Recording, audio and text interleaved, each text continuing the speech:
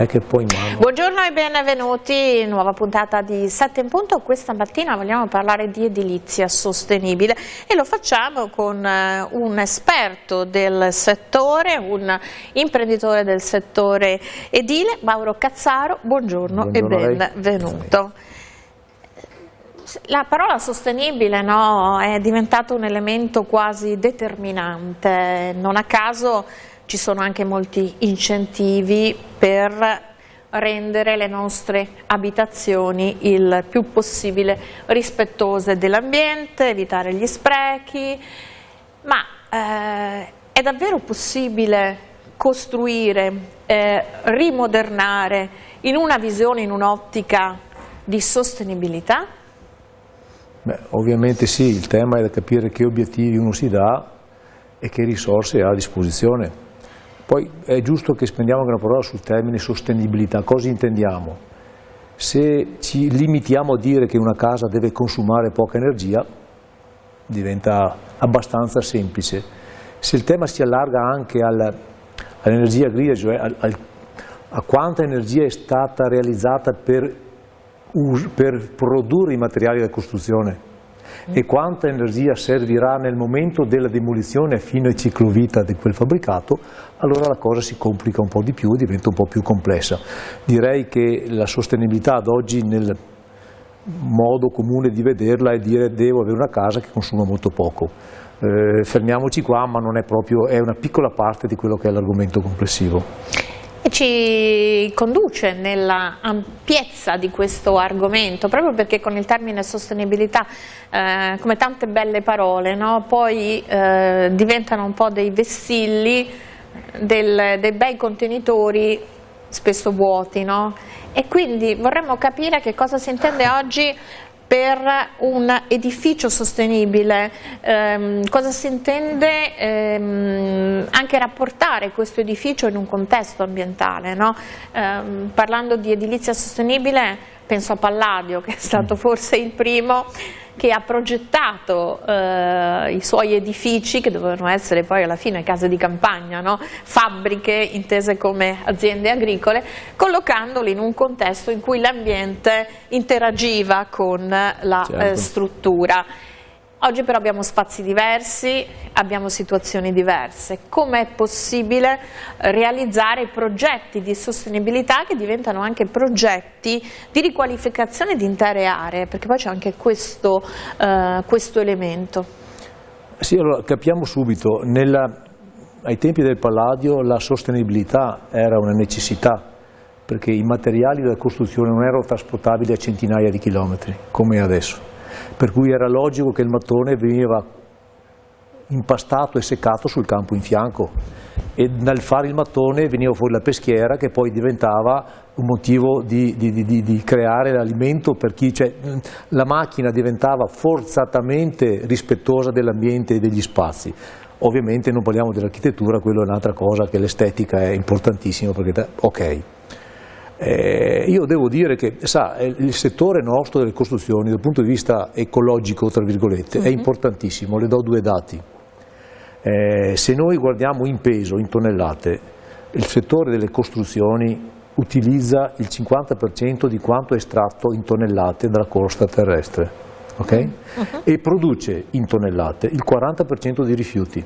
Allora, se noi cominciamo a mettere un attimo delle sottolineature su questi due numeri e proviamo a gestirli, cominciamo già a fare un buon passo in avanti, ma io sto parlando di quello che è l'impatto della costruzione e delle sue tecnologie costruttive, che non ha o ha molto poco a che vedere con quella che è l'efficienza del fabbricato e che è il discorso che facevamo un attimo fa. Lei mi vuole dire, vediamo se ho capito, che non dobbiamo solo valutare l'impatto finale di un edificio in un ambiente, ma valutare anche quanto la realizzazione di questo edificio, chiamiamolo così, sostenibile, impatta sull'ambiente, perché se io per produrre una casa non inquinante inquino abbondantemente, alla fine è un concetto relativo di sostenibilità. Perfetto. E allora come si coniugano questi due elementi? Allora, dobbiamo parlare di ciclo vita del fabbricato, perché un fabbricato è come tutte le cose, nasce, cresce e muore. Quindi ha un ciclo vita. A un certo punto va anche demolito e va buttato via. Perché in Italia non siamo molto propensi alla demolizione. Dovremmo forzatamente, visto anche gli orientamenti normativi, di cui casomai facciamo un accenno dopo, vi spiego, noi adesso per una questione di mercato e di opportunità e di sensibilità facciamo spesso interventi tipo quello che diciamo che ha stimolato questo nostro incontro, dove si va a intervenire su aree che sono già edificate, per cui si fa una demolizione, si comincia un po' a sostituire. Però si demolisce l'edificio, si ricostruisce nello stesso perimetro, no, lei mi sta nell'area, nella stessa area, nello stesso lotto. Però demolendo l'esistente. Completamente. Questo comporta molto spesso, come su questo intervento, opere anche di bonifica dal punto di vista di trovanti, di inquinamento, eccetera, che possono diventare anche molto onerose. Okay? Soprattutto se quello che demoliamo magari era industriale o era magari Eternit o tutto oli, di tutto, cioè l'elenco è infinito. Allora il tema è, per esempio, le do un esempio, una casetta che demoliamo o un fabbricato di 70, 80, 50 anni fa è fatto di pochi componenti, un po' di calcestruzzo, un po' di ferro, mattoni, legno, eccetera. Quindi è abbastanza semplice, non abbiamo complicazioni. Cosa intendo per complicazioni? Se noi invece dobbiamo demolire un fabbricato di quelli che costruiamo adesso, i mal di testa aumentano. In che senso? Calcestruzzo ha competenze e quantità molto più, prestazioni, durezze, abbiamo molto più ferro, abbiamo molti più materiali di vario genere, coibenti, fibrati, quindi guaine. Oggi costruiamo in maniera più inquinante? Certo che sì, abbia pazienza, se lei fa la casetta di nonna Papera, che non ha neppure le fondazioni fatte in calcestruzzo, ma è tutto in cotto, per cui io quando ho mattoni, il legno di copertura, un po' di copi, io con 3 materiali l'ho risolta, diventa molto semplice da separare e da riciclare attenzione, riutilizzare, che sono 2 termini compatibilmente simili ma hanno 2 significati completamente diversi.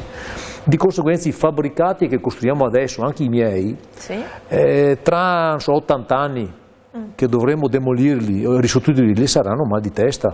Quindi sarà inquinante smaltirli? Dovremo avere, ci saranno delle tecnologie diverse, noi su questo abbiamo fatto su un intervento di 2 o 3 anni fa, ci siamo presi la briga insieme con UAV, con l'Università di Venezia, a fare di una ricerca, un master eccetera, per cui il fabbricato l'abbiamo caricato col BIM, che è un programma che permette di lavorare in tridimensionale, per cui tutti i componenti hanno le loro dimensioni, il loro peso.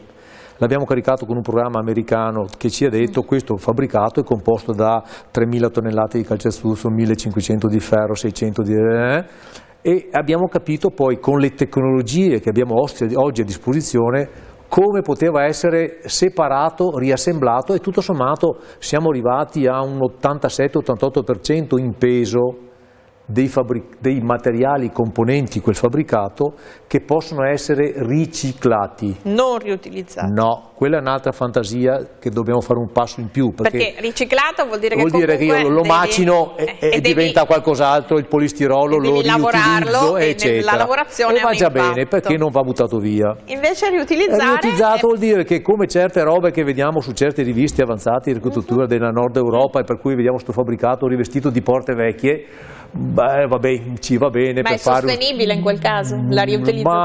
Ma cosa vuole dire dica? Poi dobbiamo capire quanto dura sta roba qua. O è più una moda o una idea di dire... O è un esperimento. Ecco. Allora, se io ho comunque dei componenti, che oggi abbiamo dei componenti che si prestano a essere smontati e utilizzati, tipo i travi di un tetto in legno, per esempio, faccio la cosa più semplice come esempio, ma può essere anche molto più evoluta, cominciamo pian pianino già ad oggi andrebbe bene poter riciclare, tra virgolette, buona parte dei componenti però questo è possibile perché tutti i componenti sono riciclabili, bisogna capire se riesco a separarli e metterli ognuno nella sua cameretta, cioè se io ho un tubo che è annegato in un calcestruzzo cellulare, a tirarlo fuori, a separare, ok? Però ci sono come quando facciamo la raccolta differenziata. Bravissima, che ci sono è che invece di 5 pezzi ne ha 150. Certo. Sì, okay? E chi invece che a mano le fa con un escavatore, per esempio. Certo, però il processo è lo stesso. L'abbiamo affrontata, non siamo messi malissimo. Servirebbe qualche passo in più sul poter migliorare la separabilità dei vari componenti. In modo da avere un riciclo puro, perché io se tiro via una lastra del polistirolo la posso riutilizzare, la rimacino, però ma se è incollata come faccio? Certo. Ha capito? Allora su queste cose c'è da macinare, ma si sta facendo, insomma, ecco. Lei diceva che una volta costruivano con materiale inevitabilmente più sostenibile perché quello c'era. Oggi perché abbiamo dei materiali, sono assolutamente necessari, prima lei faceva riferimento al riutilizzo in alcune architetture del nord Europa di pezzi vecchi, no? Un po' come i coppi che sono tornati in auge, come la travatura in legno, perché oggi nel percorso di un'edilizia sostenibile non riproponiamo quei materiali, perché non sono proponibili per le condizioni di vita in cui siamo, per le necessità. Penso lei faceva riferimento alla casetta di Nonna Papera. La casetta di Nonna Papera stava in mezzo a un campo, ovviamente con una situazione climatica che probabilmente non è quella che abbiamo oggi. Oggi è pensabile ritornare a dei materiali antichi oppure bisogna i materiali moderni renderli il meno impattanti possibile? Sì, diciamo forse la seconda, la prima un po', ok?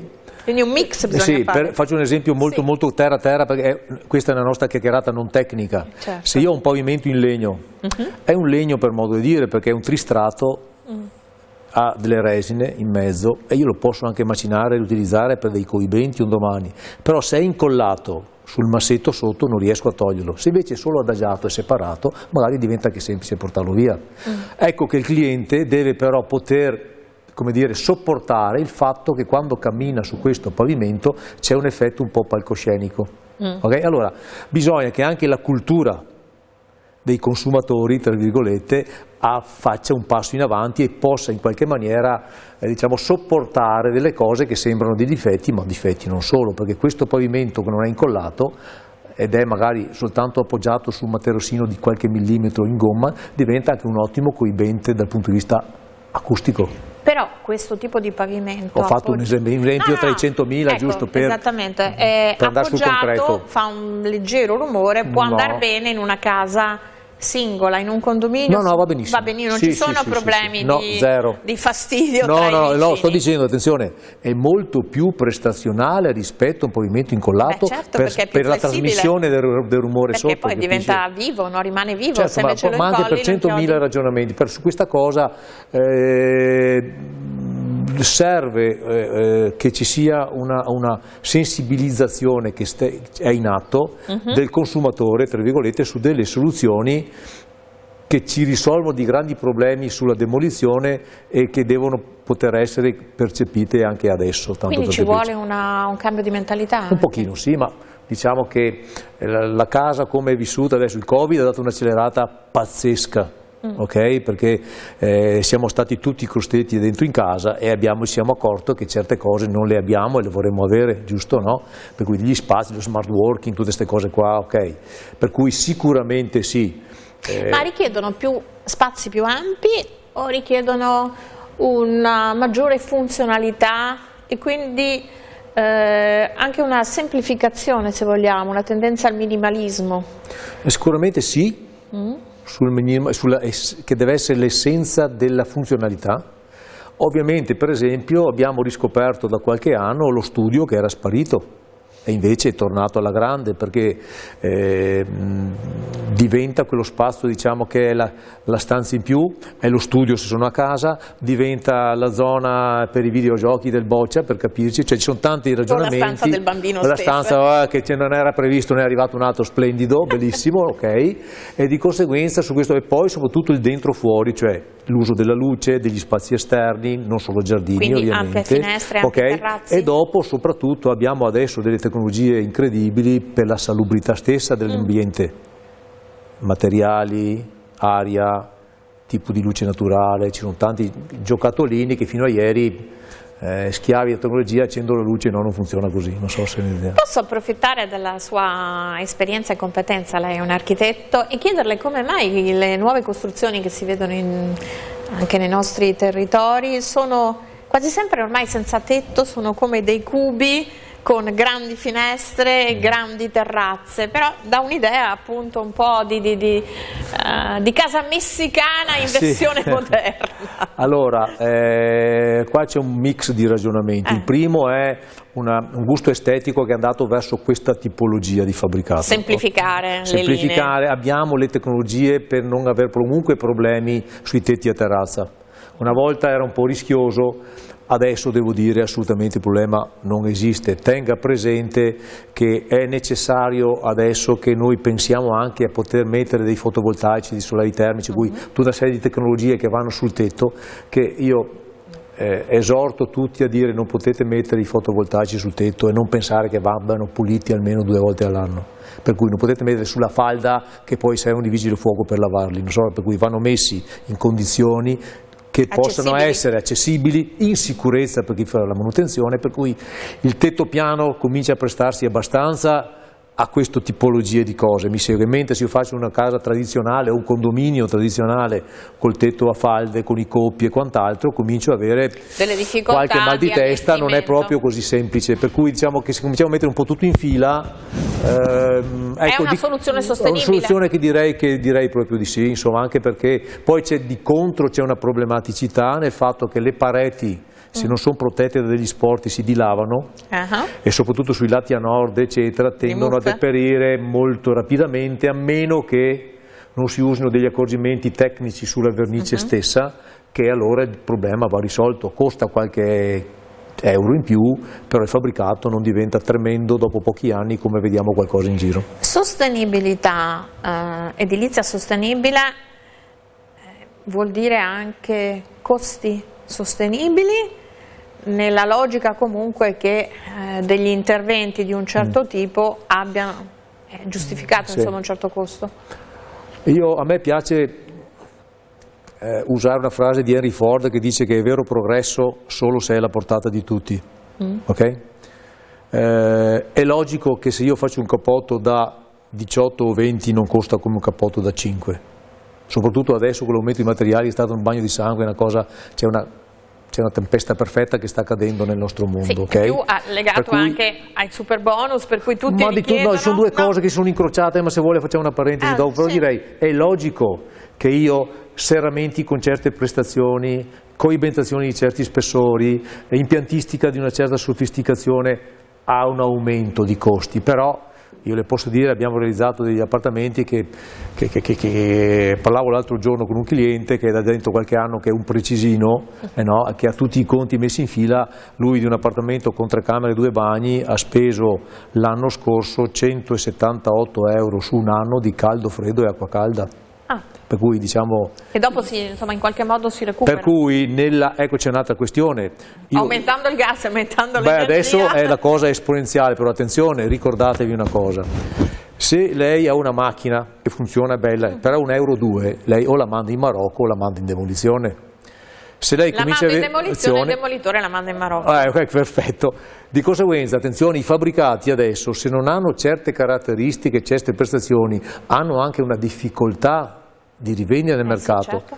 Il discorso che volevo fare prima è questo: c'è in ballo dal punto di vista della nostra politica nazionale il recepimento di una normativa europea che darà degli step sull'utilizzo e sulla rivendibilità delle case in base alla classe energetica. Cioè, se una casa è troppo energivora, nel giro di, mi sembra, 2030 o 2033 avrà delle limitazioni sui valori, sulla commerciabilità. Ecco, ma allora in questo senso che si trova una casa, chiamiamola vecchia, che non è una tutelate dalla... È una G, tremenda, l'ultima degli ultimi. Ecco, se è una G, gli interventi, adesso che ci sono gli incentivi dell'eco bonus, possono farla aumentare? Nessun problema. Quindi è necessario, non è che una casa vada demolita, perché no. 1,2 euro io posso per quanto modificarla, ma non potrò mai portarla ad 1,6 euro, cioè una macchina va demolita, ma una casa invece si può recuperare sempre e comunque? Sì, allora la casa,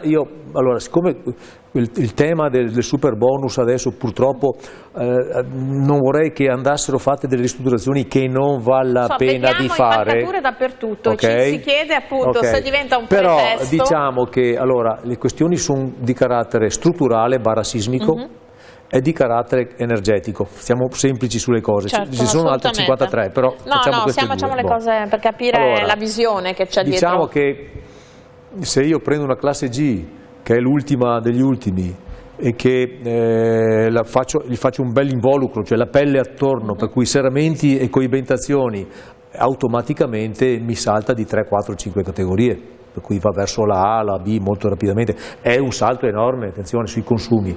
L'impianto che io ho diventa esuberante, perché se invece di 100.000 calorie me ne bastano 20, lei capisce che è sovradimensione. Allora, questo apre la strada a una miriade di tecnologie, diciamo, più leggere, perché se io, è come dire, devo scaldare una Spider che non ha il tetto, ragazzi, ok? Se invece è ecco, questa è la stessa cosa, e sicuramente la cosa si può e si dovrà fare, perché quindi si faranno interventi di ristrutturazione progressivi? Certo che sì, sì. E il tema è proprio questo, ancorché la tendenza è quello che adesso il governo ha fatto questo sforzo enorme, che il Signore ci aiuti da questo punto di vista qua, perché poi le cose ovviamente, come sempre in Italia, non è un paese per vecchi, giusto? Cioè, ok, da questo punto di vista qua, concettualmente sono assolutamente d'accordo. Ma poi nell'atto pratico come imprenditore è difficile, è applicabile? Sì, non è abbastanza, diciamo, semplice, no? Io con la mia azienda non faccio super bonus, io faccio un'altra cosa, ok? Non mi interessa, faccio altri livelli, altre cose. Purtroppo questa grossissima opportunità ha fatto atterrare nel nostro mondo una montagna di gente che con la gru e la cazzuola non c'entra niente. Quindi speculatori, esatto, improvvisati. Perché il tema è, per cui questo è un grande pericolo. Io esorto un po' tutti che se fate qualcosa fatelo con delle aziende che vi diano anche, come dire, la tranquillità, l'affidabilità di fare qualcosa, perché una casa è come un diamante, non è per sempre ma quasi.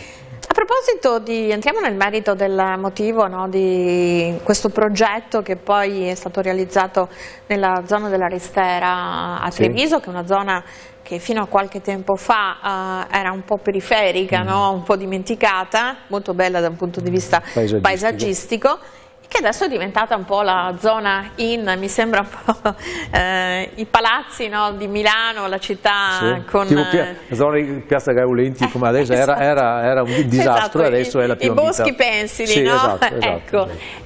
Quali sono gli elementi applicativi di sostenibilità che avete fatto in questo progetto, proprio per esplicare come si può andare verso un'edilizia sostenibile recuperando anche un contesto, quindi un contesto urbano che però diventa un contesto anche ambientale.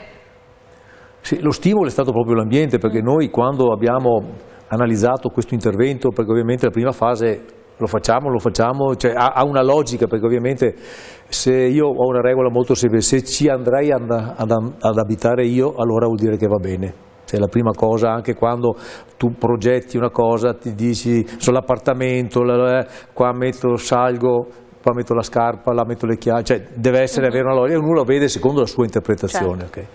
Okay. L'intervento la zona era... avete presente quella scena di Apocalypse Now dove c'è il cecchino vietnamita in quella fabbrica? Stessa roba, da paura. Era una zona con dei fabbricati, chiamiamoli post bellici, post industriali, giusto per buttarli in ridere, no? Okay. Che io non ci andavo di sera se non c'era luce, da paura. Esatto. E a questo punto sì, per cui anche avere la visione di cosa poteva diventare non era proprio così automatico, no? Okay.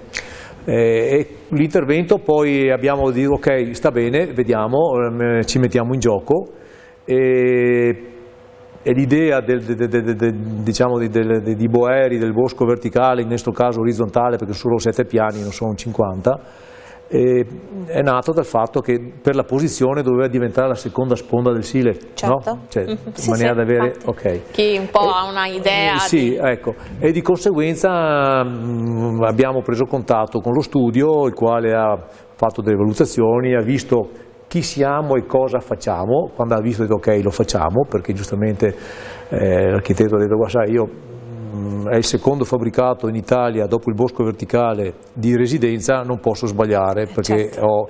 ho sia i fucili che le lenti di ingrandimento puntate. L'intervento parla da sé, diciamo, è venuto importante, molto ben fatto, lo studio ha fatto un ottimo lavoro. Quanti appartamenti avete Ma sono una sessantina di unità, tutti di livello abbastanza importante. Sì, okay. Se un tempo non ci si poteva andare perché era un po' luogo abbandonato, sì. Oggi probabilmente non ci si può andare a vivere perché non è proprio accessibile a tutti. Sì, certo, ma sa, il tema è questo, non è che possiamo mettere in croce Ferrari per fare le macchine più belle del mondo. Noi, il mio lavoro è fare dei fabbricati di un certo genere, quelli un attimo di altro livello, di altra classe, li farà qualcun altro. Ecco, non posso vergognarmi di fare cose belle. Perché? Abbia pazienza. Sembra quasi che sia una cosa, no? No, assolutamente. Si arriva a... è importante questa cosa, no? Denotare che è importante fare cose belle, che indubbiamente sono costose, ma che siano fatte assolutamente bene. Perché si sceglie questo tipo di segmento? Perché comunque c'è mercato? Perché vale la pena o perché non si vuole fare non solo costruzioni, ma si vuole progettare poi alla fine? C'è l'architetto che vuole fare il progettista. Sì, allora, bellissima, lei mi ha aperto una prateria adesso, il tema è questo, c'è un po' e un po', cioè da una parte di far cose che senti che quello è il tuo mondo, dall'altra c'è anche una questione di mercato, però attenzione, un'azienda automobilistica italiana molto importante, non facciamo nomi, giusto, ok? Un bel giorno, qualche anno fa, si è inventata di fare macchine di classe elevata. Sì. Non bisogna dirlo, bisogna farlo. Di conseguenza, da questo punto di vista qua, c'è una logica che ti permette di realizzare, per cui il mio cantiere non ha spolvere per terra, non c'è nessuno che urla, e al venerdì pomeriggio si pulisce ed è cioè c'è una logica di come è fatta la cosa, che parte anche dal fatto che nel cantiere non ci deve essere polvere, poi mi resta e la respirano i miei clienti, non so se rendo idea. Allora, ci sono dei ragionamenti che è una cultura aziendale che parte molto lontano, non è che dico ma oggi entro su quella fascia di mercato, no ragazzi, cioè uno si conquista un po'. Quando lei va da Cartier è come fanno il Paco, che è lusso, non so, ho capito il discorso? Sì. Per cui secondo me, e non è che lo inventi, è un percorso che dura decenni, non giorni. Okay? Visto che appunto lei lavora per il mercato, chiamiamolo così, del lusso,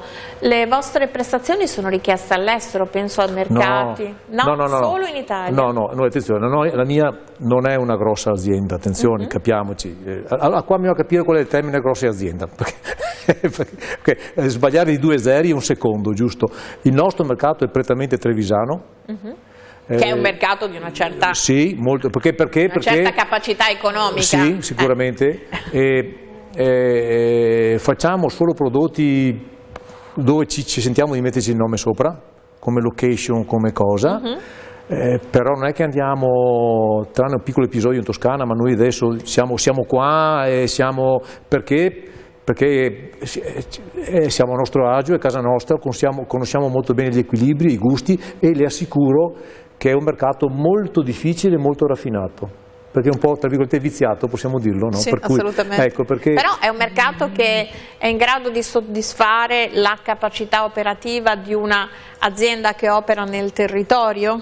È una specie di un po' di artigiano, se vogliamo? Sì, perché la mia siamo un'industria, però non abbiamo... No, l'approccio però è quello della... Anche perché lei non può, lei non può fare 20 cantieri tutti su un certo livello, ragazzi, non funziona così, perché è la testa della gente che ci mette le mani che fa la qualità. Abbiamo 57 secondi. Quando è importante realizzare edilizia sostenibile, edilizia di qualità anche in quelli che possono essere edifici di carattere sociale? Una risposta secca. È importantissimo che là facciamo veramente la massa di poter cambiare le cose. Su questo. Io ringrazio Mauro Cazzaro per questo spaccato che ci ha dato di un mondo, perché spesso, ripeto, come dicevo in apertura, si creano anche delle illusioni, dei falsi miti dietro delle parole che poi, facendo un'analisi pratica, va tutto un po' ridimensionato. Ci dobbiamo darci il nome giusto a quello che è, insomma, sì, esatto. Grazie a Mauro Cazzaro, grazie a voi per averci seguito anche questa mattina. Torniamo domani mattina come di consueto con Salto in Punto. Grazie e arrivederci.